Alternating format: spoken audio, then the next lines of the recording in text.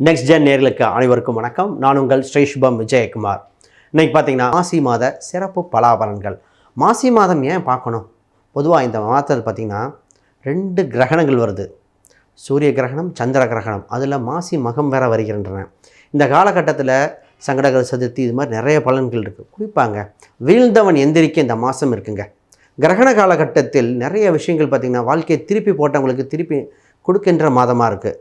Sir சுபகாரியங்கள் தவிர்க்கணும், பாவகாரியங்கள் இது மாதிரி குறைக்க ஏற்ற நிறைய விஷயம் இருக்குங்க. அதுதான் பொதுவாக ஒரு மனிதன் பொருளாதாரத்தில் பல கஷ்டங்கள் பட்டுட்டு தான் இருக்கான். ஆனால் அவன் எப்போ தான் மாறுவான்? செல்வம், குழந்தை பிறப்பு, குறிப்பாக கடன். இந்த நோய் கடன்கிறது மிகப்பெரிய ஒரு நோயினே சொல்லலாம். ஏன்னா உங்களுக்காக வாங்கினதை விட சொந்த பந்தத்துக்கு வாங்கினது, நண்பர்களுக்கு வாங்கினது, சார் தெரிஞ்சு தெரியாமல் ஒரு பணத்தை இழந்துட்டேன் சார், இது மாதிரி பல விஷயத்துக்கு தீர்வு கிடைக்கிற மாதம் இந்த மாசி மாதத்தில். இன்றைக்கி நகை ரேட் என்ன ரேட்டில் போயிட்டுருக்கு? அப்போ இந்த மாசி மாதத்தில் நிறைய மாற்றங்கள் இருக்குமா? குறிப்பாக இந்த காலகட்டத்தில் என்ன நடக்குதுன்னா, உங்கள் மாசி மாதம், அதாவது கும்ப மாதம்னு சொல்லுவாங்க. இந்த இடத்துல 4 கிரக சேர்க்கைகள் நடக்குது. குறிப்பாக சூரியன், ராகு, சுக்கிரன், புதன், இந்த கிரக சேர்க்கைகள் ஒரு நிறைய ராசிக்கு அள்ளி கொடுக்க தயாராக இருக்குது. ஆனால் ஒரு சில விஷயம் வேண்டாம், தவிர்த்துடுங்கன்னு சொல்ல போகிறேன். அது நிச்சயமாக அந்த தவிர்த்தா தான் உங்களுக்கு சிறப்பாக இருக்கும். ரைட், நிச்சயமாக உங்கள் ராசியை பற்றி பலாபலன் இங்கே போவோம்.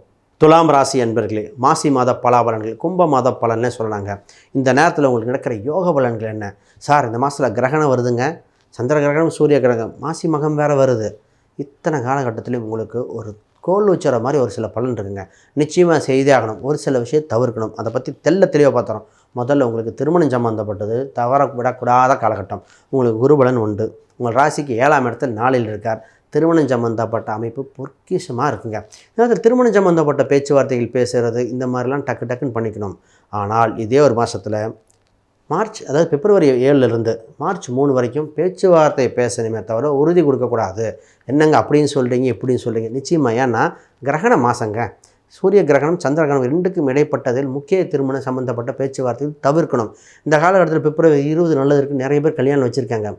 ரொம்ப இதாக இருக்கும். அப்போ அதுக்குண்டான பரிகாரங்கள் செய்தே ஆகணும்.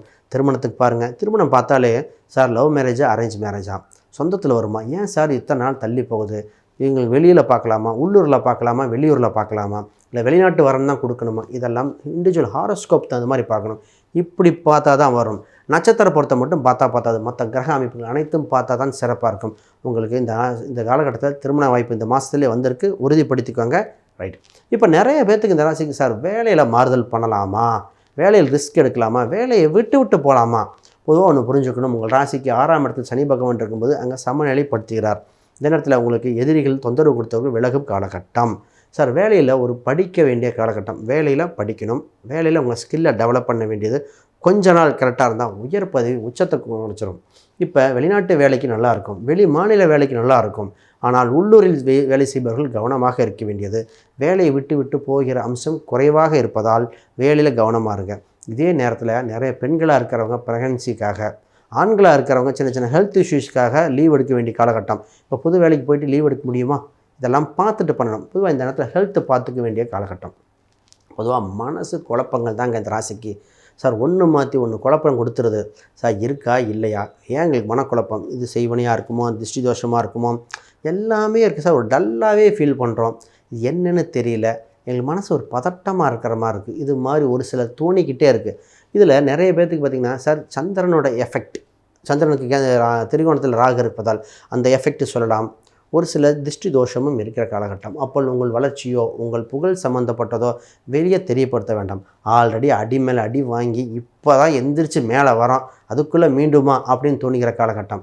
ரைட். மாணவர்கள் பற்றி பேசுகிறோம். இங்கே பாருங்கள், மாணவர்கள் கோல்டன் டைம். இப்போ அவங்க கரெக்டாக சூஸ் பண்ணால் வாழ்க்கை செட்டில்டுங்க. என்ன கரெக்டாக சூஸ் பண்ணால்? சார் +1 +2 என்ன படிக்கணும், +1 +2 இல்லாமல் டிப்ளமா ரூட்டில் படிக்க வைக்கணுமா? சரி +2 படிக்கிறாங்க, அவங்களுக்கு நீட்டா, ஜேஇயா, இல்லது இன்ஜினியரிங்கா, இல்லை பிகாமா, பிபியா, என்ன சார் படிக்க வைக்கணும், உள்ளூரா இல்லை ஹாஸ்டல் பண்ணுமா? இது மாதிரி எண்ணற்ற கேள்விகள் வந்துட்டுருக்கோம். கரெக்டாக சூஸ் பண்ணால் லைஃப் செட்டில். ஒரு சிலருக்குலாம் சொல்லியிருக்கேன், சார் மேனேஜ்மெண்ட் வேண்டாம், வெயிட் பண்ணுங்கள், நோட்டாலே கிடைக்கும் அப்படி சொல்லியிருக்கோம். ஒரு சிலருக்கு சார் மேனேஜ்மெண்ட்டு தான், ஏன்னா பையனோட அமைப்பு பர்ஃபார்மன்ஸ் கொஞ்சம் கம்மியாகிற மாதிரி இருக்குது, பார்த்துங்க. அப்போ இந்த மாதிரி ஒரு சின்ன ஜாதக ரீதியாக பார்த்து பண்ணும் பொழுதுங்க நிச்சயமாக கல்வி ரீதியாக ஒரு மேன்மை பெறுகிற காலகட்டம் வந்துடும். அப்போ கல்விக்கு இம்பார்ட்டன்ஸ் கொடுங்க. இந்த நேரத்தில் சொத்து சோகங்கள் கூட 2வது பாருங்கள். இப்போ உங்களுக்கு வீடு அம்சம் இருக்குது, அதை பற்றி பேசுகிறேன். ஆனால் ஃபஸ்ட்டு கல்விக்கு மாணவர்கள் பாருங்கள், கோல்டன் டைம். இப்போ பூர்வீக ரீதியான சொத்துக்கள் பிரிக்கிற காலகட்டம். சார் பூர்வீக சொத்து இருக்குது, இப்போ ஸ்ப்ளிட் பண்ணி வாங்கலாமா? ஒரு ஜாதகத்தில் பூர்வீக சொத்துன்னு வந்தாலே கவனிக்க வேண்டிய விஷயம் என்னென்னா, ஒரு சிலர் பூர்வீகம் செட் ஆகும், ஒரு சிலர் பூர்வீகம் வேண்டாம் பணத்தை வாங்கிக்கோம்போம். அப்போ உங்களுக்கு என்ன இருக்குது? அப்போ ஏன் பூர்வீகம் ஒரு சிலர் வேண்டாம்னா அவங்களுக்கு அது பாதகத்தை கொடுத்துரும். சார் ஆமாம் சார், ரொம்ப நாளாக பார்த்தீங்கன்னா வெளியூரில் தான் இருக்கேன், வெளி மாநிலத்தில் இருக்கேன், வீட்டுக்கே நான் போக முடியாமல் இருக்கேன், அப்போ எனக்கு எப்படி சார் அப்படிங்கிற இந்த நேரத்தில் வண்டி வாகனத்தை கொஞ்சம் கவனமாக போய்க்காங்க. ரொம்ப ரொம்ப முக்கியமான காலகட்டமாக இருக்குது. தந்தையின் உடல்நிலை கவனிக்க வேண்டிய மாதம். தந்தை வழி வர்க்கத்தில் கொஞ்சம் கவனிக்கணும். சொந்த மதத்தில் ஒரு ஃபங்க்ஷன்லாம் வருது, பார்த்துப்பாங்க. குறிப்பாக சிவன் கோயிலில் மாசி சிவராத்திரியில் தரிசனம் பண்ணிக்கங்க. கவனமாக இருந்தால் நான் சொன்ன பலன்களை செஞ்சு அற்புதம் பெற்றிருக்காங்க. மற்றவங்க கொஞ்சம் கவனமாக இருந்திருக்காங்க.